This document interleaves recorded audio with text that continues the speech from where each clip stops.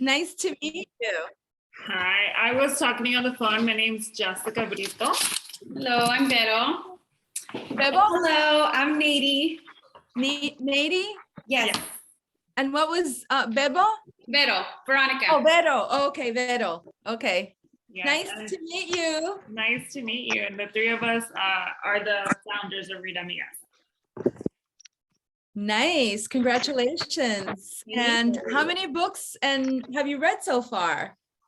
I think we're like on our book 12. Yeah. We say that our book club is meant for women that are busy moms, business owners, students, just a very packed life. And we have a system where we have everyone read 4 pages a day. So it's our self-care. And we just wanted to open it up to other women because we just felt like we were always busy, but it was something we wanted to do more of. Mm-hmm. And how old are you? How old is the club? The club is about 2 years old. We read about 1 book for 2 to 3 months. Uh-huh. Yeah. So we're slow readers, but it's meant to just for the busy woman. Yeah. I like slow life. Yeah, one day at a time. It's my target. Slow art, slow life. I love it. Slow cooking, slow food. Yeah, there's no rush, right? Mm-hmm. Mm-hmm. So we first want to thank you for giving us the time and being so. We were just in shock when you replied and you said, sure, let's do it. And you worked with us and you were flexible. So thank you so much. Definitely appreciate you willing to take your time to have this Zoom with us. So we just kind of brainstormed a couple questions and then we asked a couple of the girls that are part of our book club to let us know anything that they'd like to ask you as well. So the first question that we always start off is ask the authors is, let us know and share with us how reading has made an impact or has changed your life. That's a great question. I love reading. And just as much as I love reading, I love stories. I love storytelling. I come from a family of storytellers. My grandfather would make a fire, and my mother was one of the last in the generation in the Caribbean where I'm from, to have a fire and at night tell stories. And so the fire in our home became the kitchen. And so reading for me is the modern way of hearing stories. And books for me have meant everything. They've meant my traveling to distant worlds. It's meant my getting to know myself a little bit more deeply. It's helped me decolonize my mind and the way I think about the world and the way I think about myself. And as a woman, as a Latina, as a Boricua, and so, and of course, reading is the companion to writing. You cannot improve your writing if you're not reading constantly. And reading is magical. It opens up so many different spaces inside of me and connections. And I feel so fortunate to be able to have access to so many different kinds of books in 2 languages, because I read in Spanish and English. Nice. So it's like entering so many different universes. And I particularly like to read women writers. I'm a fan of women writers. Yeah, books and reading have meant the world to me and still does. I love that because one of the reasons we started the book club was, we felt that reading was a way of empowering ourselves and we wanted to share that. And it sounds like that's been a big role in your life. One thing when I was reading the book, if I'm not mistaken, you started as more of writing like journalist, right? In a magazine. Yes. And so we talk a lot about empowerment, and one of our last reads was Brene Brown, right? So we studied a lot, the power of vulnerability. And I'm a therapist. So I'm always so intrigued. How was the transition from writing about others, right? Reporting on others. And in this book, you're very raw, very vulnerable. What was it like, that transition to step into that vulnerability and open yourself up that way? That's a great question, Jessica. It was terrifying. You have the power to, when you have the mic and when you have the pen, you have so much power. And I should clear up that I wanted to be a writer, to have control of the stories, of the narrative, of the narratives of people like us, immigrants and women, and particularly Latinos. I didn't like the way we were, and still don't in many ways, are written about. And so as a journalist, I had more control, infiltrating the media. I had more control. When I began to write the Latinas Bible, then I don't have the protagonists, I am the protagonist. And it's terrifying, because then I have to be vulnerable. I have to, in order for me to be authentic, and in order for me to really touch lives, I can't go around lying or making up stuff. I have to step into vulnerability. And it was the greatest gift I gave to myself. I think vulnerability is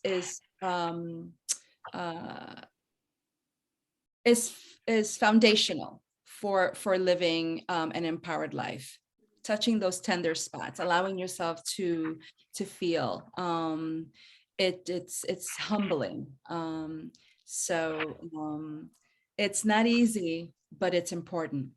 And I have to say something about vulnerability. For many of us, we can't go around being vulnerable, because we can be taken advantage of. And so what I learned about vulnerability is when to be vulnerable, right? And when not to be vulnerable. Yeah, I think one of the greatest, as a therapist, we're big on opening up and sharing, but we always say safe people. And one of the biggest quotes that I got was from reading Brene Brown was, vulnerability is irresponsible if there are no boundaries. Yes. Right. So knowing when and with who. But thank you so much, because I think if you wouldn't have been so vulnerable, you wouldn't speak so much to our experience as Latinas. Yes. I think all of us are just really seeing ourselves in your writing, in your stories, and we're very different backgrounds, the three of us, but as Latinas, and even our readers, all our amigas were very different, but we've all been able to identify with you because you were able to be so vulnerable and share yourself that way. So thank you. Yes. Oh, thank you. It's so nice to hear. It's beautiful to hear that I'm connecting with a new generation of Latinas too. Next year, the book is going to be 20 years old. Oh my God. So we're going to do, we're planning to do a special edition, because the world has changed so much since I first wrote it. I mean, we didn't have Instagram. We didn't have Zoom. That was actually one of our readers, Amigas on the book club, that asked the question if you'll be doing a new edition. Well, yes. So I am going to do a 20th anniversary edition, and I'm rereading the book, and I'm like, oh man, that's lame. I have grown so much as a mom, and as a writer, and as a human being. And so I want to share so much of the things that I've learned, and just little consejitos that make my life easier, that allow me to love myself more, that allow me to live my best life, as the new generation says. Yes. Yeah, I think us in our generation, we're able to apply a lot of stuff that you wrote, even though you come from you grew up in a different era than us and everything. But some of the stuff my teen daughter, I think, can relate. But I think there are some changes where she won't understand, and yet I do. And I'm like, okay, a new edition would be amazing for her. Yeah, it's like I have to think about, well, who's the audience? Who am I trying to reach? Am I trying to reach women who are mothers, professionals? Do I want to reach young Latinas? Do I try to do the intergenerational conversation that I want to have? Because I do want to have an intergenerational conversation with Latina moms and their daughters. I want the book to be read to each other, because that's storytelling, and the book for me is really a platform for women like us to just pop off conversations, ask ourselves the things that we're unafraid to ask, and kind of journey through the questions of life. Yeah, and talking about doing, mothers and daughters connecting with this book, one of our questions also was, do you think women other than the Latinx community are able to identify with this book as well? Well, that's a great question, because first of all, 14% of the readers of this book are men, which I think is kind of cool. And they're like, why don't you write the Latinos Bible? I'm like, no, I think a Latino should write the Latinos Bible.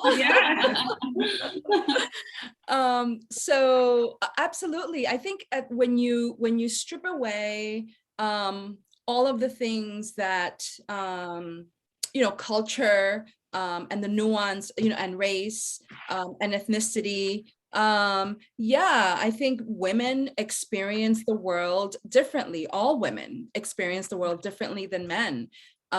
So I think Asian women in particular have been a friend to the book, and immigrant women from other parts of the world. We share a lot in common, the living in two worlds at the same time, balancing these two different expectations from the old, mommy and grandmas and abuelas and that world versus the Americano world. So yeah, I think this book is a tonic for all women. And especially my sisters, my Latina sisters. Yeah.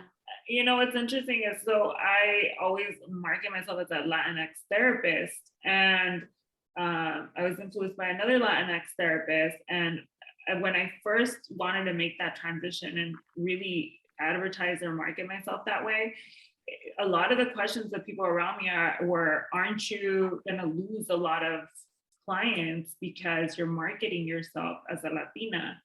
When you're writing your book or you're doing things like this, how do you decide that that's going to be your niche? How do you decide that Latinx is your community that you want to target? Well, let's unpack that, right? So you're a therapist. So that mental health, like the way we look at ourselves, in many ways, the lens through which we look at ourselves depends so much on gender, sexuality, culture, race, class. And when it comes to mental health, Latinos don't really believe in mental health. It's not part of our tradition. We don't like going outside the family to talk about our issues, right? Because we feel we're telling on them. And so in this new edition, the edition that you read, this is the chapter that I was reading this morning, which is the Latina Blues, It's Not in Your Head, and I talk about the idea or the notion or the fact that traditionally, unless you're Argentinian, where there are more therapists in Argentina than any other place in the world. When I read that, I was like, what? That avenue, they have it, they call it like little, Freud, because there's so many shrinks on that avenue. But, I should say that therapy is part of our tradition, right? It's just that we don't call them therapists. We call them consejeras. We call them espiritistas. We call them curanderas. And we went traditionally to these women and men to help us process pain, physical, emotional, spiritual pain, which is, I think, the job of the modern day therapist. So I kind of wanted to talk about that, and how do I decide, that comment about now that you're going to market yourself as a Latinx therapist, and are you afraid to lose clients, or will you lose clients? When you unpack that, that really is telling you we're living in a racist society, and you're going to be seen as different or less than, a white therapist. So that's very telling. I have always been interested in telling the story of Latinos, telling the story of Puerto Ricans, because I feel that our stories are erased and invisibilized in media. And white people can tell their own stories. We need more of us to tell our own stories. So that's, you guys are my audience. I want to reach out to you. I want to empower you. I want to remind you about how, wonderful you are, and how we have so much to be proud of, in media. When we talk about Mexicanas, we're not lifting Mexicanas, or when we talk about Dominicanas and Puerto Ricanas, we're not lifting us. So I'm interested in lifting our people and our stories. And there's so many amazing stories yet to be told about our communities. So I don't care if I lose white clients. I'm interested in my girls. I agree. Yeah. Yes. And it's something that, and it's our own internal racism too, where we have that conflict that we were taught to believe that we weren't enough, right? So why would we market to our people only, right? Yeah. It's so much to unpack on that one. It is. And, the thing is, we've all been raised in this, we've all been colonized. We're all of us, white people, African-Americans, like everybody is living in it, in this thing we call white supremacy, this structure that is called white supremacy. So we're all suffering from it. My intention is to decolonize myself as much as I can. There's so many different ways that I'm doing that through diet, which is I'm gonna target in the new edition our diet, and what we eat and what we consume. But yeah, no, we're living in it. And so the idea is how to live in this structure that wasn't set up for us, in a way where we thrive, in a way where our children thrive, where our parents thrive, Yeah. And I love the balance you highlight of that, where it's not the balance of, maintaining the beauty and richness of our culture in this world, right? And without, obviously the aspects of our culture that were in itself oppressive, right? The machista mentality, and, the madre sufridora, like those type of, learning the balance between what we can gain in the culture we're being raised in here, while maintaining the beauty and richness of our own. So I thought that was beautiful, the balance you did. Thank you. Do you want to get the question? I have one more question. So since you've already shared with us that you're going to be coming with the next version, a special edition, what is something that right away, instantly, you knew, I did not share this on my last book and I want to share it on the next book? Share with us.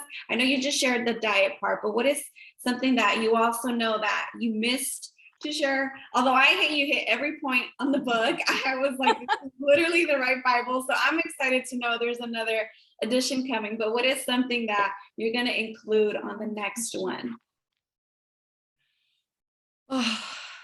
I want to really unpack how precious our culture is in a deeper way. I think when you kill your culture, you kill yourself.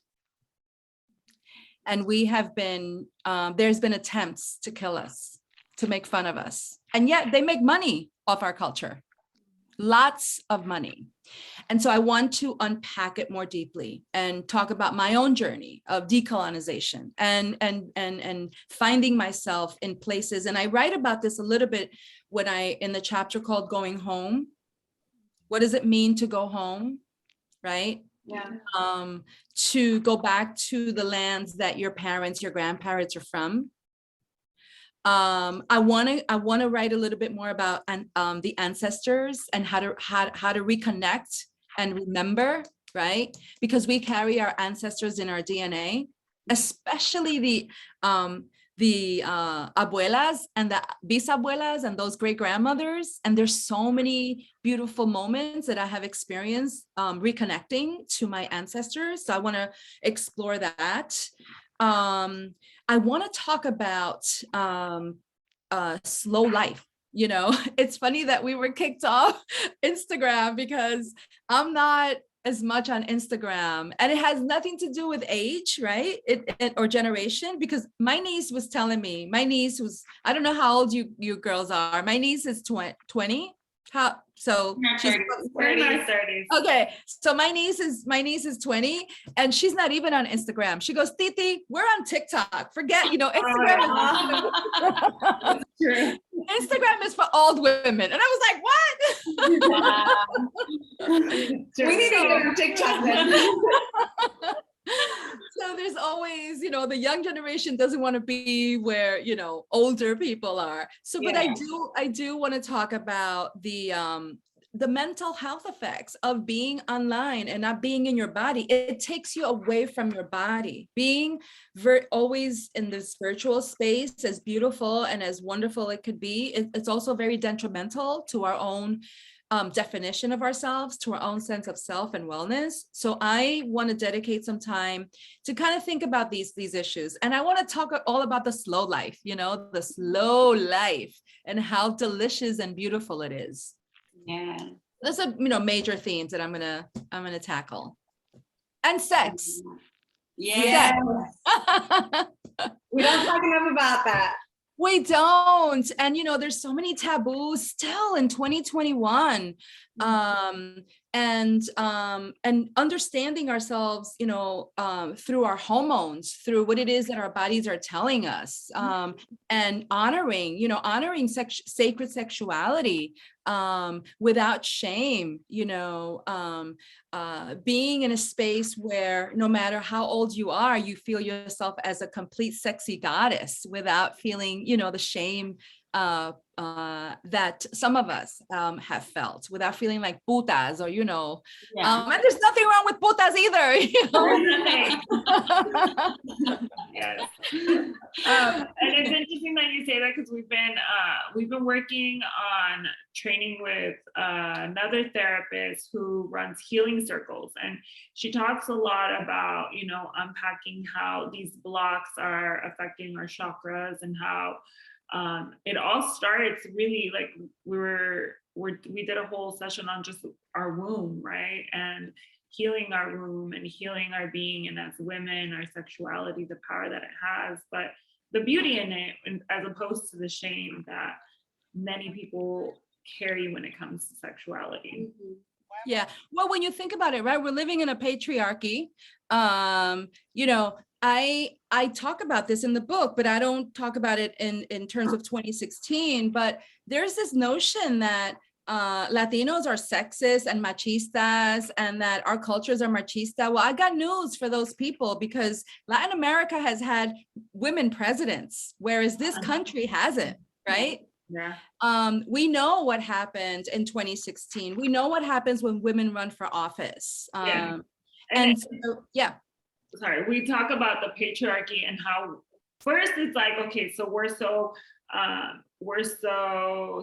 like programmed a certain way when it comes to our culture.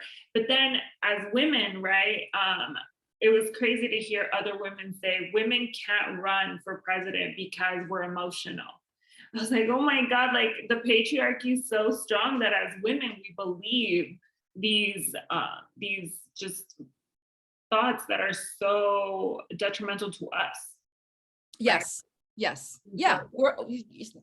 We are all raised in it. And Toni Morrison, one of my favorite writers, has a collection of essays called The Source of Self-Regard. And in that collection, she writes an essay called Cinderella Sisters, about how women participate in each other's oppression, right?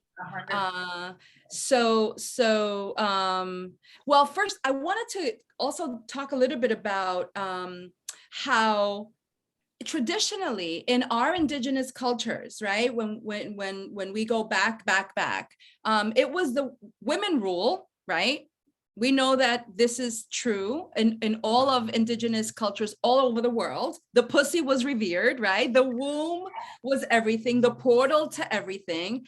In my indigenous culture in Boriquen, there are drawings of the goddess, and she's got like her pussy out, her selfie out. Like she's just like, ha, like her womb is out there, no shame, right? It's like all a beautiful thing.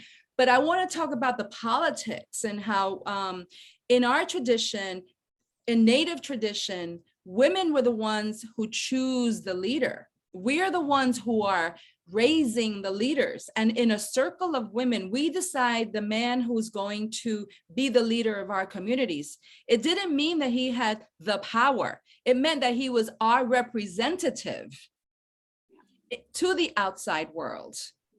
Yeah. And so that happened for centuries until, the patriarchy, the Christian church came, and then the goddess was kicked out. We no longer revere goddesses. In our pantheon, this is another thing that I want to talk more about in the next edition. There are goddesses all over the Americas. So we revere goddesses, and we give them, and we love them, and we bring flowers to them, and we talk to them, and they talk to us. The goddess of the corn, the goddess of the clouds, the spider goddess, the goddess of the sea, the goddess of the river, right? So in non-Christian cultures, which is the Native culture that I am from, right? The roots of where I'm from, the goddess is queen. And so there's a shift that's happening right now because women in many of these homes have given men the leadership, and they fucked up, right? Yeah. So now in Mexico, I don't know if you guys know that a woman ran for president, an indigenous woman ran for president. Mm-hmm. Yeah. And there's a documentary on Netflix right now called La Vocera, the spokeswoman, which I highly, highly recommend every Latina and everybody watch. And I, after going to bed and waking up, I woke up with this sense that I want indigenous women to run all of the countries of the world. Because when that happens, and abuelas, I want abuelas to run the world. Because when indigenous abuelas run the world, I'm gonna feel safer. Oh yes, 100%. Right? Yeah. And you're starting to see a lot of more women in entrepreneurship and running businesses. Yes, yes. Latinas were during the pandemic, Latinas were the highest entrepreneur earners during the pandemic, which I thought that's amazing. That's amazing. And it's amazing. You shared that in your book, the conversation you had with the priest, where he talks about the Madonna and the Mary, like that contrast that society has for women, right? But it's true. I think there was also like an unspoken belief that women know they have power, but you allow men to believe they have power. Right. Like and it's like we know that, but it's not spoken. It's not acknowledged, right? And especially not in our political arena. Yeah. There's definitely the world is not balanced right now. Girls are suffering, boys are suffering too. There's so much sexual violence. Mexican women, we know what's happening in all over the world. We know what's happening, particularly in our communities, with domestic violence. We know what's happening with the disappearances of women. We know what's happening with sex trafficking, right? So, and the reason why I believe this is happening is because we as women have not really utilized, and I'm not saying we as women, not all women, most Latinas that I know understand their power, and they're trying to exercise it in the best way they could, but the system is not set up for us to thrive. And the fact that we are thriving and alive and healthy is a testament to our resilience and our strength and our intelligence. Yes, definitely. And like you said, it's so interesting because not TikTok, Snapchat has this new feature where you can find what political positions are opening up in your area. And then you can see which ones like you would like or qualify for. And I was looking at that, and Alexandra Ocasio-Cortez, she's like, women need to run, and I'm like, yes, we do, especially women of color. And what about you, ladies? What about you?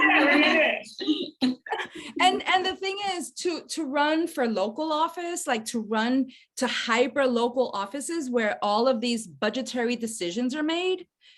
When you think about whether this block is being cleaned versus, another block where certain people live, like we need to really look hyper locally at who's representing us, because when you don't participate, when you don't run for leadership positions, you're ceding your power to someone else. Yeah. When you don't support women who are doing right by other women and children, because when women run, women are also thinking about children. They're thinking about, they're not just thinking about themselves. I mean, there are some, right? Cinema, her name is Cinema, right? Oh God.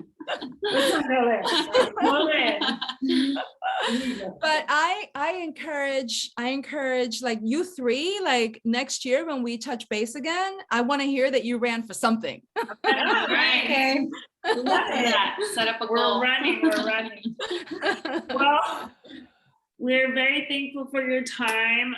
I think do we have any questions from our amigas? Yes. So we're just gonna wrap up with these questions. Okay. So as a sweet mini-me, she asked, what advice do you have for a Latina who loves the Spanish language, loves music in Spanish, but is in love with the white boy who doesn't speak Spanish? Ay.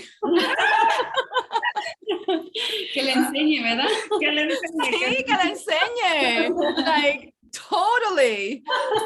I have to tell you that one of the reasons why the relationship with my current husband works is because we have so many things in common, including language. And so to my beautiful señorita who's in love with, a white boy, he needs to learn. He needs to be, immersed immediately in the cultura. Yeah. So our next one is Carla, which is actually on our Zoom. Hi, Carla. She asked, when will you be doing, you answered this, when will you be doing the next Stand After 12 Years, or the Second Testament to the Latina Bible? So when do you think it's coming out? So I will announce, we're still negotiating the date, but it's going to be in 2022. And I don't know yet. I don't have a publication date yet, but I do have an anthology that I'm working on, which I hope that your book club will pick up and read, which is rocking my world. And I hope it rocks your world. And it's an anthology of 200 Latina writers from all over the world. Wow. Because Latinas are not just in the United States and in Latin America, we're all over, immigration, migration, being exiled. Our grandparents and our parents had to cross borders for many reasons. And so it's 200 women.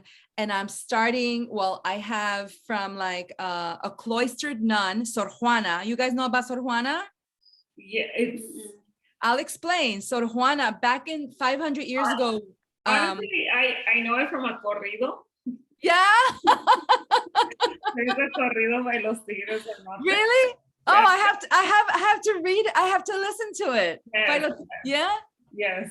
I mean, that Sor Juana was a badass, but she was. And so back 500 years ago, 400 years ago, when she was alive, women were not allowed to have intellectual lives, to learn to read, to go to school, to write. The only way that women could have intellectual lives was to become a nun. And so she cloistered herself in a nunnery. and she was Mexican. Her father was Spaniard and her mother was indigenous, Mexica. And so she wrote in Nahuatl and she wrote in Spanish. And she wrote the first feminist poem of the world. And it's called You Foolish Men. Oh. Yes. Hombres necios. And so what I'm doing is I'm gathering the texts of women ancestors and also contemporary writers. So there's Sandra Cisneros and Esmeralda Santiago and Ana Castillo and Gloria Anzaldúa. There's women from the rainforest in Colombia. There's Guatemalan women. There's women who write in mother tongues like Cachiquel and Nahuatl and Zapotec. So it's going to come out in 2023 and it's called Machetes Under Our Beds. Ooh, wow. An international anthology of words and writings by daughters of Latin America. So look out for it in 2023. And then in 2022, look out for the new edition. And you know what? I wouldn't mind hearing from Read Amigas and letting me know what they want to hear more of. I'm really curious. Yes. Definitely. What themes and topics y'all want me to explore. Yeah, I love that. Yeah. So we'll put out that question for you for our amigas. I know for me, I think you talked about social media and how I agree when you talk about how we leave our bodies, right? Like that took me to some form of disassociation, right? Yeah, disconnect. And there's different levels of disassociation, but also like how social media specifically impacts the Latinx community, right? I think what was really cool when you touched on the eating disorders, how it's increasing in our community, like how social media is impacting our community. So just more of that, I would love for you to explore. Yeah. You guys can think of? I think a lot more the talking about sex. I mean, that's Okay. been happening with my parents, and it's something I'm opening up with my teenagers. And it's a little hard, but as much as it's hard, I just want to be open. So just letting it be okay, normal, natural, just, to be more connected with them with that. Okay. Yeah, I that love even, talking about sex.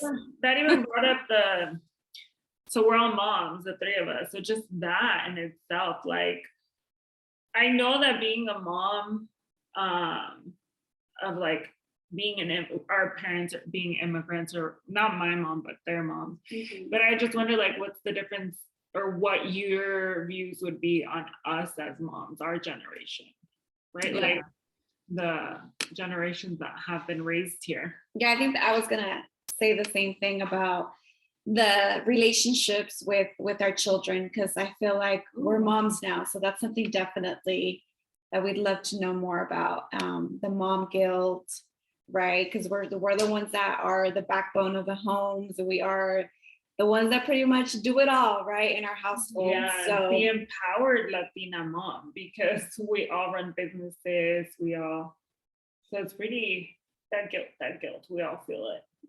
Yeah. Nady, thank you for pointing out the mama space. When moms are not healthy, homes are not healthy, communities are not healthy, and the world is not healthy.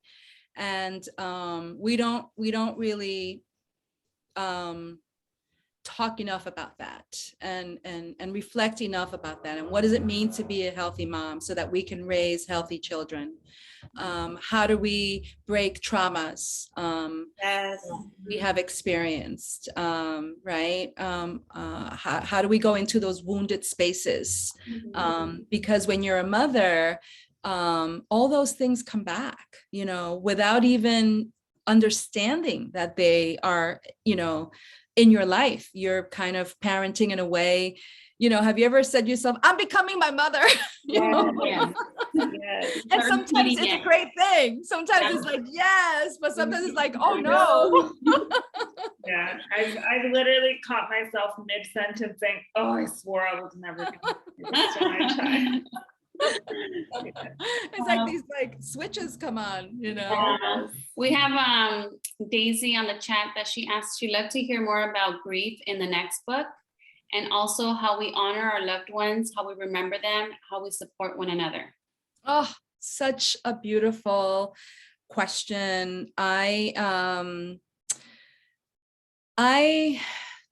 first of all, I honor before anybody has coffee in the house, my ancestors have coffee.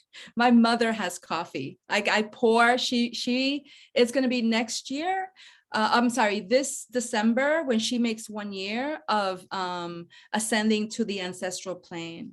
And she chose me. She passed away in my arms. And she said that I was the strongest of her children. I don't know about that because it was very difficult and I didn't want her to leave, but I also accept that she was ready to leave. So I honor that. And who asked the question? Daisy? Yes. Daisy. I'm sorry? She's on our Zoom right now. Hi, Daisy. Thank you so much, Daisy, for asking that question. I am still understanding what grief feels like, looks like. But one of the ways that I grieve her is by writing her letters, by remembering her every morning as I pour the coffee and sending her a lot of lights. By crying, by honoring her and being, she wanted 3 things from me, right? She said, I want 3 things for you. She wanted me to be tranquila, right? To be in peace and to be in joy. And she said, once you have those 3 things, you can do anything. Right? If you're not in joy, if you're not tranquila, right? And if you're not in peace, you really can't do much. I mean, and if you do it haphazardly. And so I honor her every day through my grief. And then one of the ways that we celebrated her life was to go to where she was born and where her placenta was buried, because in indigenous communities, when a baby was born, and I write about this in the book. I remember. Yeah. We were like, where's our placenta at? I know. So we went and we celebrated her life, and at the end of the month I'm going to the Caribbean and we're going to be in ceremony for her, and we're going to celebrate her life in the place where her placenta is planted. And so I say grieving is natural, right? Like to grieve the loss of someone physically, but to understand the transformation, that they are not gone, they're just in a different space. That's when I talk, that's the whole idea about ancestor worship and ancestor remembrance. I have altars to my mother and to my ancestors. I have fresh flowers and so, but grieving is very new to me, and I'm allowing myself to feel everything I feel without any timeline, and to also celebrate, to transform the grieving into a celebration of her life. That's beautiful. Beautiful. Thank you for sharing that. Yeah, that was lovely. I have one last question. Jess talked about how you were so vulnerable in your book and opening up like that. Have you come across, I don't know, just any type of experience of knowing that people know so much of you, but yet you don't even know these strangers, but yet we feel like we just know you, you're like our amiga. I don't, if I thought about it, I would probably be terrified talking to you ladies, and to readers. I think one of the things that is really important for us to understand is that shame is very destructive. And so there is no shame in my story. And tending and looking at the, all of the raw and dark or shadows or experiences, they're experiences. and how I work through these experiences, I think is important for me as a writer to share. So no, I don't, there's no shame. Like, yeah, like this happened, like, and and you have your story. There's a big recognition that, in my heart, that everybody has a book or 2 or 3 to share their story. And actually, I think we need more Latinas to be as raw and as authentic and as honest as I am, in writing, or however it is that they express themselves. So no shame. I was once in a while when I was a lot younger, and then I realized that shame is very destructive and unhealthy. Yeah, thank you. Well, thank you so much. Honestly, this was so much more beautiful than I think a live would have been. Yes, yeah. It happened for a reason. Yes, we always say everything happens as it should. So That's right. So well, you guys are beautiful and so special and so brilliant, and it's been an honor to be in your space. I have one question. Yes. How did you come across my book? Listen, we don't. One of our requested it. So the way we pick our books is we just do a poll on Instagram and everyone submits their request. And I think yours had more than one person suggest. Yes, they did. So multiple people suggested your book, so you won. Mm-hmm. Ah!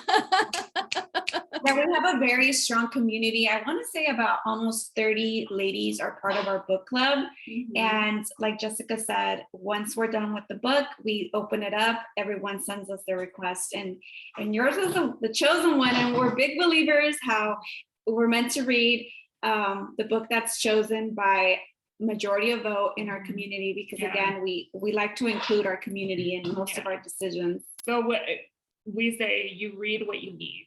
Yeah, so you came in the perfect timing. So thank you so much. Yeah, and it was also such a great book to come right after our I Am Diosa book. We read I Am Diosa, and it's okay. Yeah.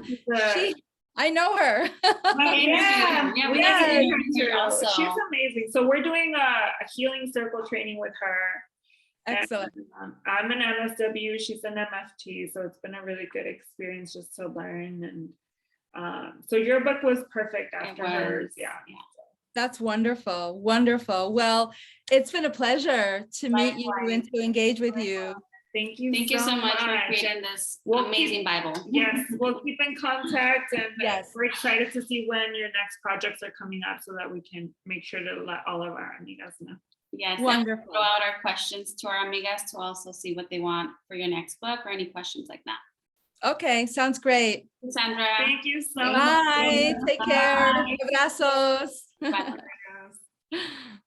Thank you, everyone that joined.